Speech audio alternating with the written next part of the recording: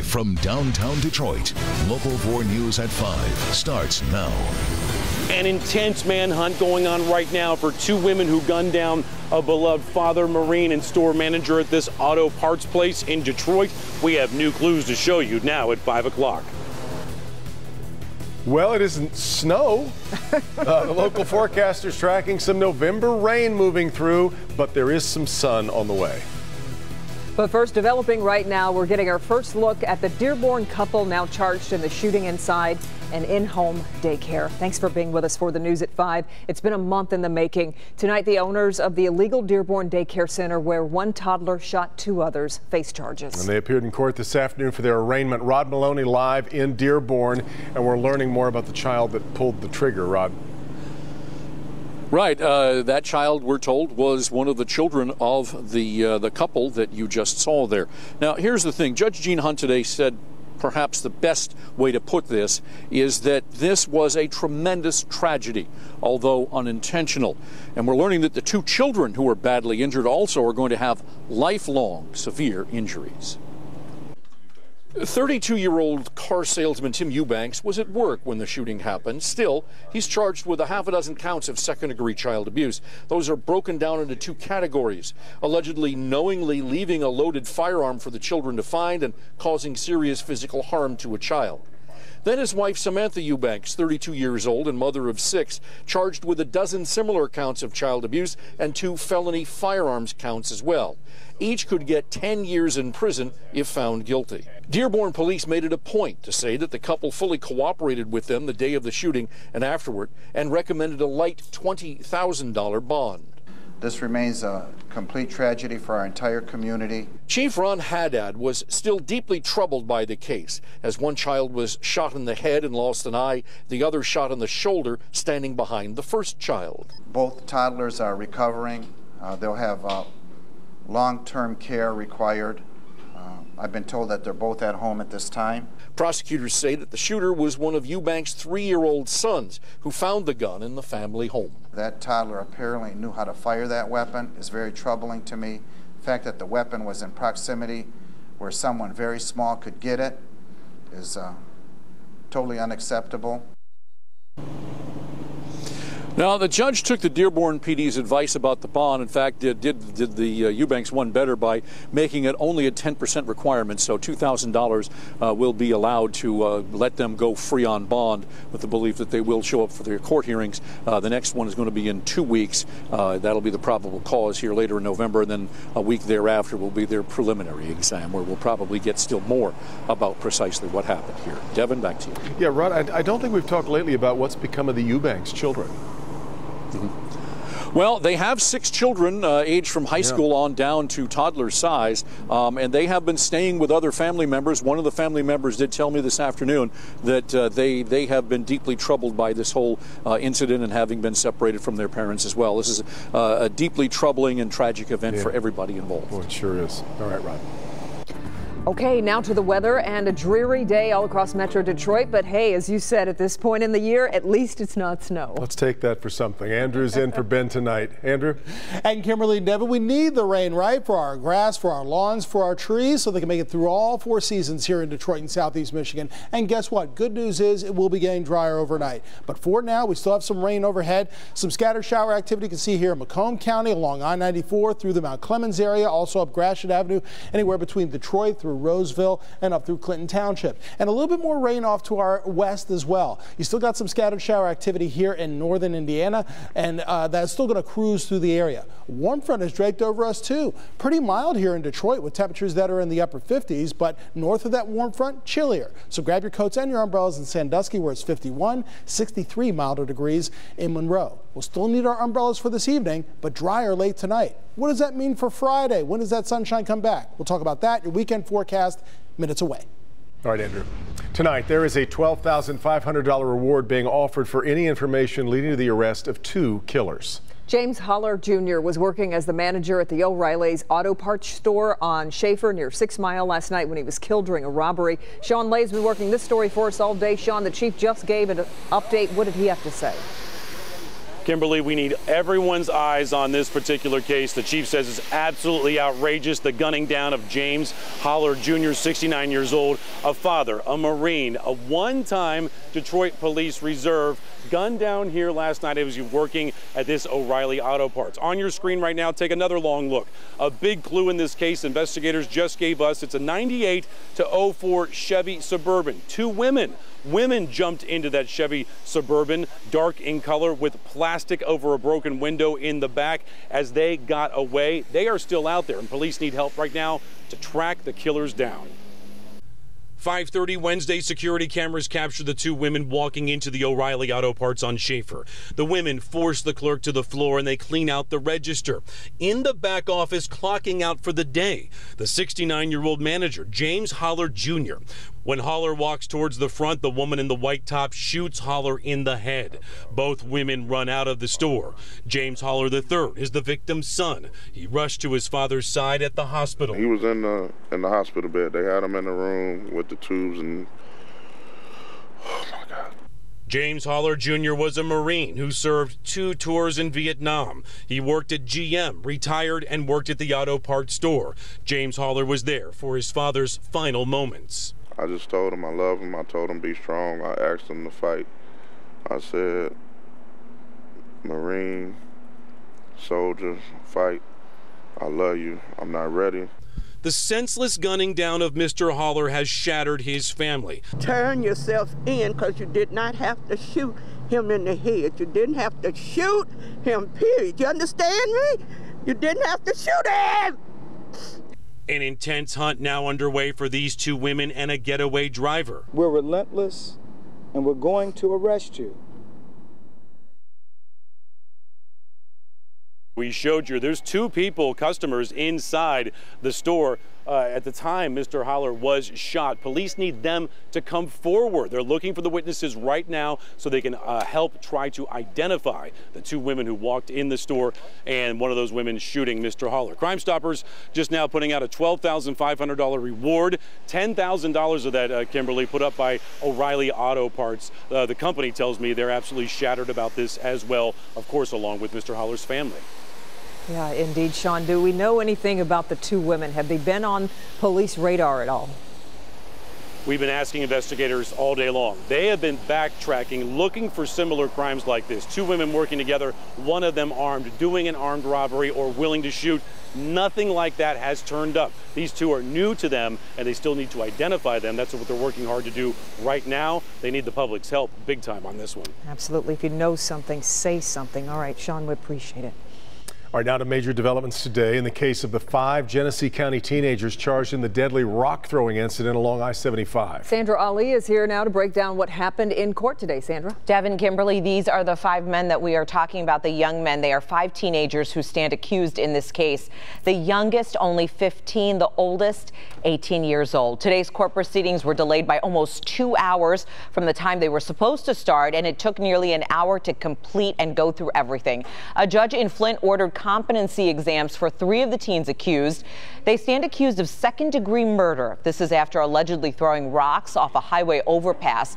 The rocks crashed through a windshield. 32-year-old Kenneth White from Mount Morris was killed. This happened back on October 18th. He was riding in a van on I-75 when a rock was tossed from the Dodge Road overpass. It punctured the windshield of the van and hit him. Today, Genesee District Judge William Crawford said the 3 of the teens allegedly involved, Kyle Anger, Mark Selesky, and Trevor Gray, are indeed competent. The other 2 teens being held in connection with this case were not involved in today's hearing at all. Also in court today, White's mother, Teresa Simpson. She said her heart will always be broken after losing her son. He was a loving child, a loving young man, a great father. He was a great person. He was very thoughtful, and he could make you laugh if you were sad. I wish he was here right now so it could make me laugh. It just breaks your heart to hear her. We should point out 1 teen right now being held in the Genesee County Jail. The other 4 being held in a juvenile detention center right now. They are due back in court January 11th, and they are all facing up to life in prison. Devin? Right, Sandra. Well, it's been talked about for months now. Today, we got our first look at the long-awaited GOP tax plan. Today, top Republicans rolled out the details of their plan that they say is going to lower taxes for the middle class and help create American jobs. What does it mean for you and your family? Will it save you money? Blaine Alexander has the breakdown from Washington. Blaine? Well, Devin, this is something that will likely affect every single person watching right now. But keep in mind that this plan will likely undergo a number of changes if it becomes law. It's the grand GOP rollout. Top House Republicans pushing their new tax reform plan, touted as helping the middle class. This is a very important and special moment for our country, for all Americans. We will grow our economy by delivering more jobs. 90% of Americans will be able to fill out their taxes on a postcard. What exactly is in the plan? Fewer tax brackets, higher standard deduction, and a new family credit. It would also cut the corporate tax rate from 35% down to 20%, preserves 401k plans, but gets rid of the state tax deductions.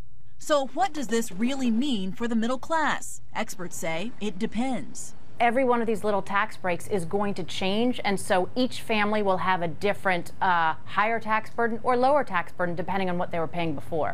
President Trump pushing his party to act before the holidays. We're working to give the American people a giant tax cut for Christmas. We are giving them a big, beautiful Christmas present. But some Republicans worried about the short timeline and adding an estimated $1.5 trillion to the deficit. This is something that could affect us for the next 20 to 30 years. So it's all the more reason why I think we should have more debate. I didn't know I was going to be given a prop. For Republicans, that debate and the sell starting immediately, with the clock ticking down to the end of the year. And of course, this is top priority for Republicans. In fact, when the president leaves on his foreign trip tomorrow, a number of his top advisors will stay behind and try and push this through Congress and across the country. In Washington, Blaine Alexander, Local 4. All right, Blaine, the president off for 12 days now in Asia. Well, it's a critical tool found inside most homes. Tonight, more than 40 million of them are being recalled. New here at 5, the critical information you need to know as a massive fire extinguisher recall is launched. Hank? Kimberly, Devin, we are live in the Gift of Warmth phone bank, raising money for thaw, working to make sure that there are not any Metro Detroiters cold this winter. We'll show you how you can help and get involved right after the break.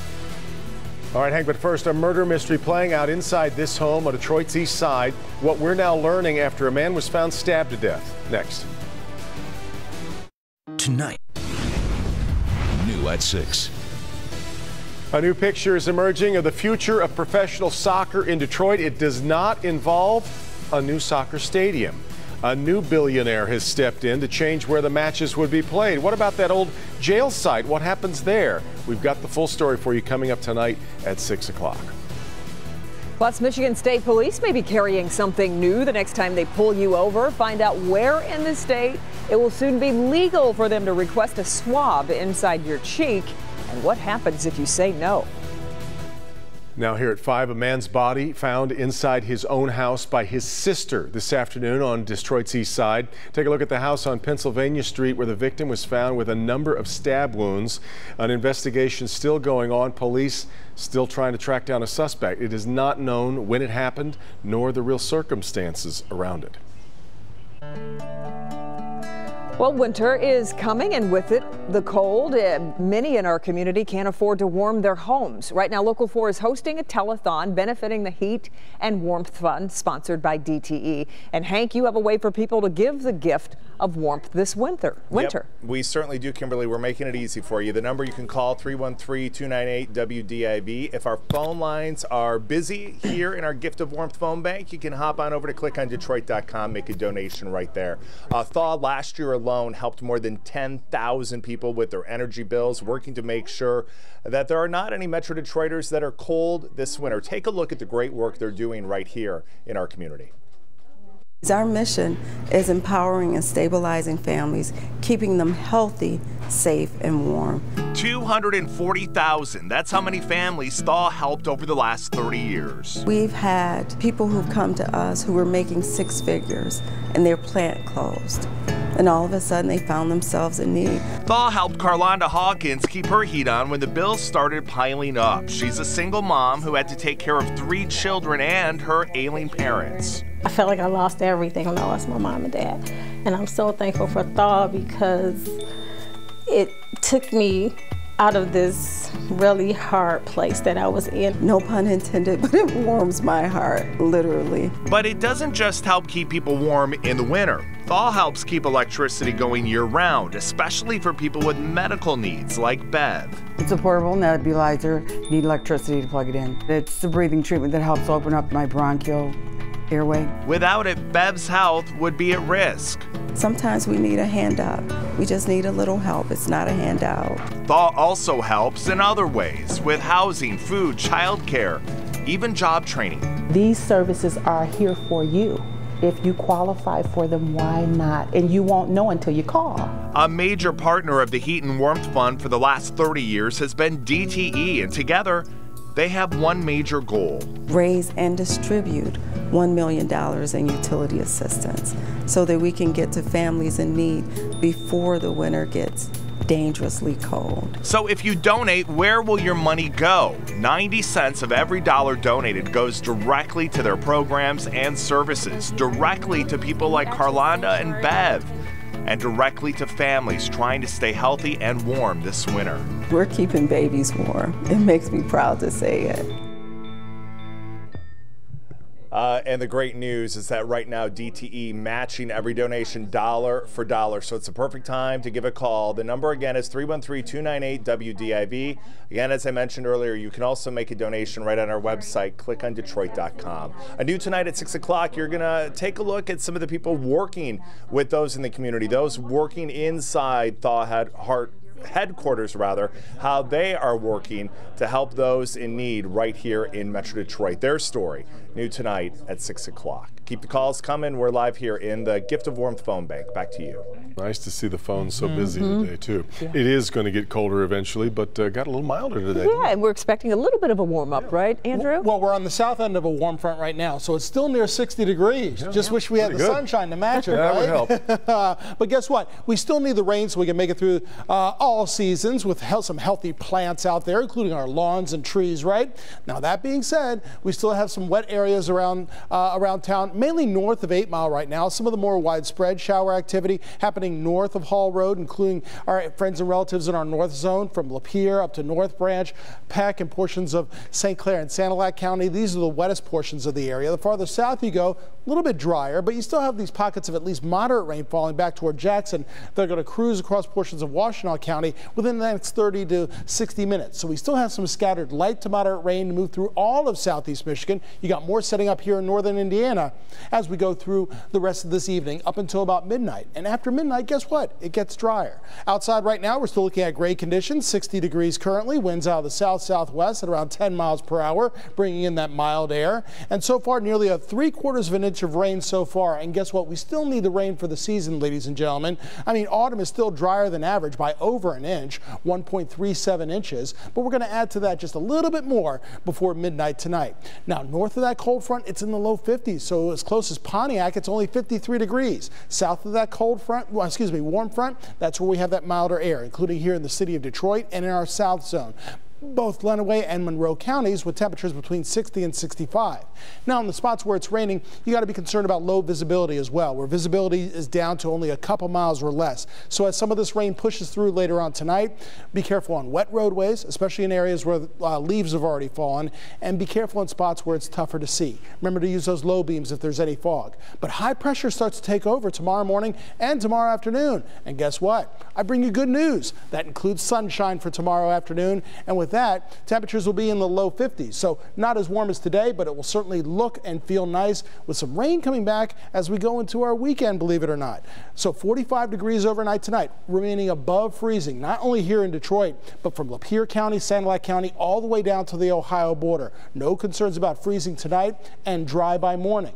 49 degrees at noon tomorrow, 54, 55 degrees, which is seasonable, and sunnier skies. You can grab the sunglasses tomorrow afternoon. Then as we go into Saturday and Sunday, yeah, grab those umbrellas once again, especially Saturday afternoon into Sunday. But notice 50s and then 60s. 66. We fall back 1 hour, so we gain an hour of sleep. That's something to look forward to. And sunnier skies by Election Day Tuesday. Very good. All right, things are looking up. Let's check in with Dr. McGeorge.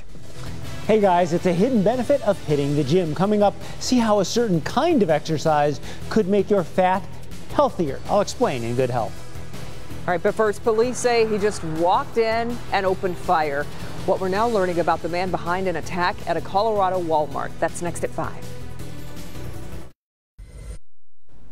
A manhunt lasting all night is over as Colorado police arrest the man who opened fire in Walmart and killed 3 people. Scott Ostrom is in custody after an anonymous tip led to a brief car chase and an arrest, closing out the 14-hour search. Police say the 47-year-old walked into the Thornton store yesterday evening and nonchalantly opened fire. 2 men died on the scene and a woman died later in the hospital. Police are still searching for a motive. An 11-year-old girl is expected to make a full recovery after being hit by a van this morning on Detroit's west side. Happened on 7 Mile in Westbrook, where at 7 o'clock this morning, a 97 conversion van hit the 11-year-old girl. After the accident, the van was seen fleeing the scene, going westbound on 7 Mile. Luckily, the girl only received minor injuries, and as Kim said, it's expected she's going to be okay. New at 5:30. Justin Verlander finally has a World Series ring. I'm glad he won. That's number one. I love JV when he's here. Sending congratulations to JV from Detroit with love. Did he have help? New revelations tonight in the New York City terror attack. Why investigators believe he couldn't have done it alone. We're uncovering brand new information that could actually warm up a cold trail for a killer or killers of a young Detroit woman more than a decade ago.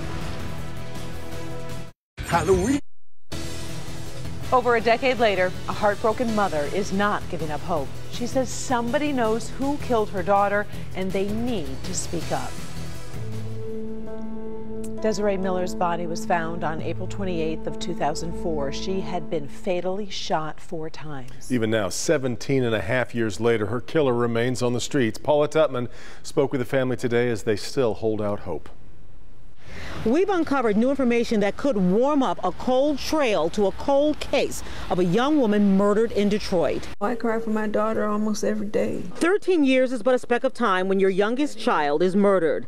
And Lila Beamer and sister Tiffany Miller can remember how they found out like it was yesterday. We're actually waiting for her to come home. Right. The car she was in was actually my car. I actually answered the door, and they said it was Detroit police. And when they came in, they said, "Do you have a daughter named Tiffany Miller?" I said, "Yes, she's upstairs."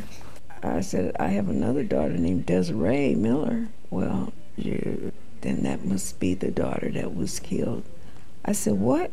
April 28, 2004, Desiree Miller, just 29 years old, was found shot 4 times. The details we're discovering could change what someone who lived or operated in that neighborhood at that time might remember. She had been working the door at a nightclub called Teresa's Lounge on 6 Mile in Hubble on Detroit's northwest side. It was quitting time, just before 4:30 in the morning, and she was seen leaving the club following her boyfriend, only he wasn't just her boyfriend. He was a married man and believed to be a local drug dealer. And we're not sure if they were after him or after her. Her family only knew him as JB. He was found shot to death in his truck not far from her murder scene. Because she was found on the passenger side. They drove her to where she was killed. The way they connect the dots is he was killed first. Likely, his killers saw a witness, Desiree, who had been following in her sister's vehicle. It probably was more than one person. They probably forced her over, jumped out and got in the car and took her. Crime Stoppers is offering up to a $2,500 reward in hopes that perhaps time or even this new information will soften hearts or loosen lips. Paula Tutman, Local 4. In New York today, the investigation continues into the terror attack that killed 8 and injured more than a dozen. We've now learned in a handwritten note in Arabic the suspect pledged his allegiance to ISIS. Now federal agents want to know if he had help carrying out his plans. Agents are conducting a cyber search and have so far found thousands of ISIS propaganda videos and images. We'll see as we go down the road if he acted alone or if he had some help. I believe this is an individual who should rot in prison for the rest of his life. Saipov told investigators his plan to target cyclists along the West Side Highway and the Brooklyn Bridge, choosing Halloween in an effort to kill as many people as he could, and telling agents he felt good about what he had done. Federal agents and police say this is just the beginning of their search for answers. Fire extinguishers are supposed to be easy and they're supposed to be dependable, especially in a life or death situation, but now millions are being recalled. Our consumer investigator Hank Winchester is here, and Hank, the number involved in this recall and the date, this is a huge matter. It's gigantic. You would think that there's probably one in many homes throughout the country. We're talking about 37.8 million Kidde fire extinguishers being recalled because they may not work in an emergency. The list dates for the extinguishers go back to 1973, sold at places like Home Depot and also Walmart. 2 styles being recalled: plastic handle and push button extinguishers. There are 142 models altogether. The extinguishers may fail to spray. There's been one report of a death in 2014. It involved a car fire while emergency responders could not get the recalled extinguishers to work in that event. There have also been about 400 incidents reported in the last few years. We have a full list, everything you need to know regarding this recall. You'll find it on the consumer page at clickondetroit.com. Make sure that you check the extinguisher in your home. If you have one, you can contact Kidde to request a free replacement. This is one of those things, if you need it to work, you're only going to find out when you're in the middle of needing it to work. Right, exactly. And Kidde is obviously a very popular name with almost 40 million brands. So take a look at it at home. And if you do have a Kidde extinguisher, contact the company. All right. Thank you, Hank. Sure. Allegations against director and producer Brett Ratner is causing him to make some big decisions. 6 women have accused Ratner of sexual harassment.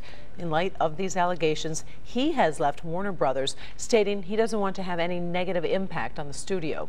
One of the accusers, Melanie Kohler, is being sued by Ratner after making a Facebook post claiming he raped her 12 years ago. Ratner is suing her for libel and seeking $75,000 to compensate his suffering. Olympia is paying off about $200 million in public bonds. It used to build Little Caesars Arena way ahead of schedule.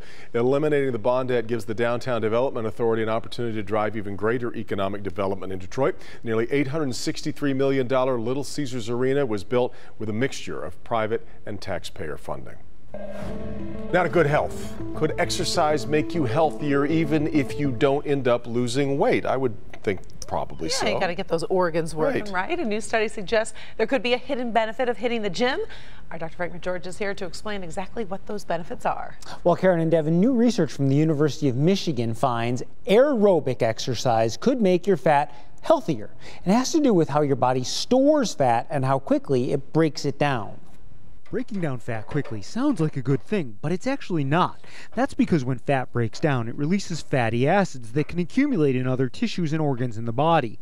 That can lead to a problem called insulin resistance, which raises your risk of type 2 diabetes and heart disease. But new research by the University of Michigan finds some obese people seem to be protected from this problem. What is it about them that's keeping them healthy? And we think a lot of that is in their fat tissue. Fat samples found the healthier obese group broke down fat at slower rates and overall had healthier fat. A second study suggested getting regular exercise may be a key reason why. Exercise may modify adipose tissue or fat tissue in a way to make it more healthy, make it a better storage site for fat. So in addition to the effects that exercise may play in helping weight maintenance or weight loss, this exercise role of modifying fat tissue could be a very effective tool for keeping people healthy. Researchers say even if you're thin now, exercise may help prepare your body to store extra weight in a healthy way down the road. Unfortunately, as we age, we typically gain weight, And the prior exercise, as well as the continuous exercise, may be used, maybe modifying those people's adipose tissue, their fat tissue, in ways that when they do experience episodes of weight gain, may make them more healthy. Now, researchers say if they can identify the factors that help some people store fat in a healthier way, it may lead to new treatments for people who don't store fat quite as well. This is interesting, especially for those people who are always on the treadmill or trying to lose weight, and even if you might not have that number decrease, immediately. It's nice to know that you're still doing something. Exactly. Down the road, you may be preparing your body to lead a healthier fat storage lifestyle. We've often talked about healthier and unhealthier fats that we eat. Like there's a difference of those kind of fats. We don't talk about the kind of fat in our bodies being differentiated. Right. Well, exactly. We have very different kinds of fat all over our body, and some of them are very unhealthy, especially the abdominal fat in particular. And so those kinds of things are becoming better understood and more studied more commonly. Interesting. I got healthier fat on my hips, then, right? Or maybe? Wow. He's like, I'm not going to comment on that. No comment. How in the world can you and I possibly win with any reaction at all? There's no fat on your hips. That's what he's talking about. There you go. Gentlemen, I love you. A local veteran is using the tough lessons he's learned on the battlefield to help spread a message. In this week's Heart of Detroit, Mitch Albom introduces us to Travis Peters and Pedaling for Peace.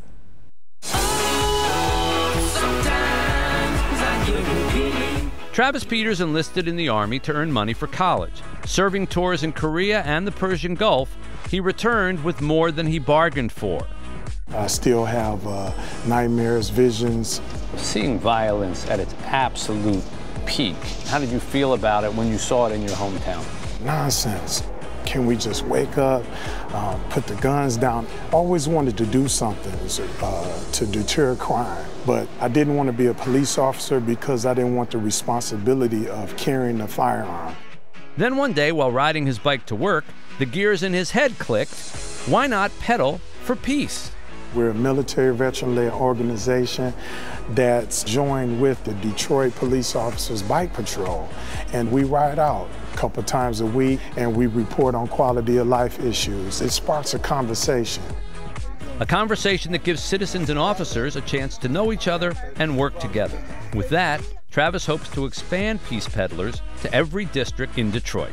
My long-range goal is 572 military veterans to join us. Detroit is 143 square miles, 4 Peace Peddlers per square mile.